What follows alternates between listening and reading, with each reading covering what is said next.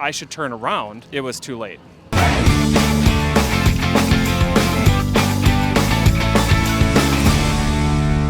So back, this was quite a few years ago. I'm not exactly sure what year it was.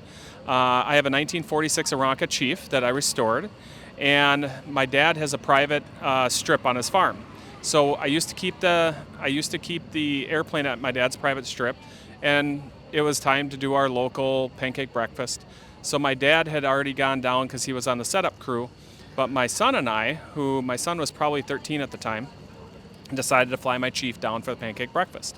It's blue skies and a million when we leave home, get to my dad's place, roll the airplane out, pre-flight, take off, absolutely perfect out.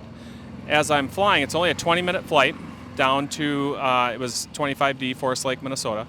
And as I'm flying down, I just see a little bit of wispy fog down on the ground, and it's really pretty, and we're flying along. And all of a sudden, it just socked in on me.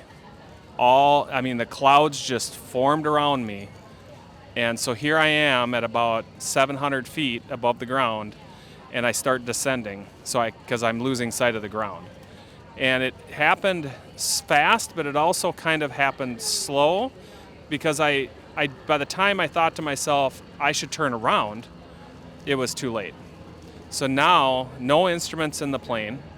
I'm not instrument rated anyway, but I knew enough that I needed to descend.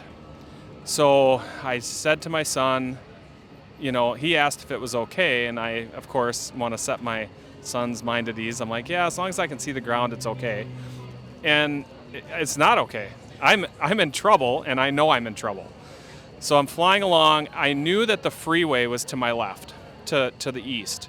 So I turned east, straight east. At this point, I'm about 400 feet off the ground. And I told my son, I said, look out the window and look for the freeway. Because I knew if I could find the freeway, I could then either turn north and go back home, or I could turn south, depending on where I was at, and go down to the airport. And so I've got my head literally out the window of the plane, looking down, and all of a sudden my son yells out, "There's the freeway." And I took a hard right turn, looked down, and sure enough, freeway was right in front of me. And I did not see the freeway. If he wouldn't have saw it, I'd have flown right over it. So here I am flying along, and then over the freeway, the fog and the clouds had started to lift a little bit. And so as I'm flying along, I recognize where I'm at. Okay, here's city of Wyoming. Okay, there's the water tower. I know the airport's near the water tower. I fly in. There's nobody on the radio because nobody's stupid enough to be up there flying right now except me. And I go in base to final, perfect landing. The whole story here is that I did not recognize that the fog and the clouds were going to form around me. I never checked the dew point. I never checked the temperature. It was bluebird and sunny when I left, not a cloud in the sky.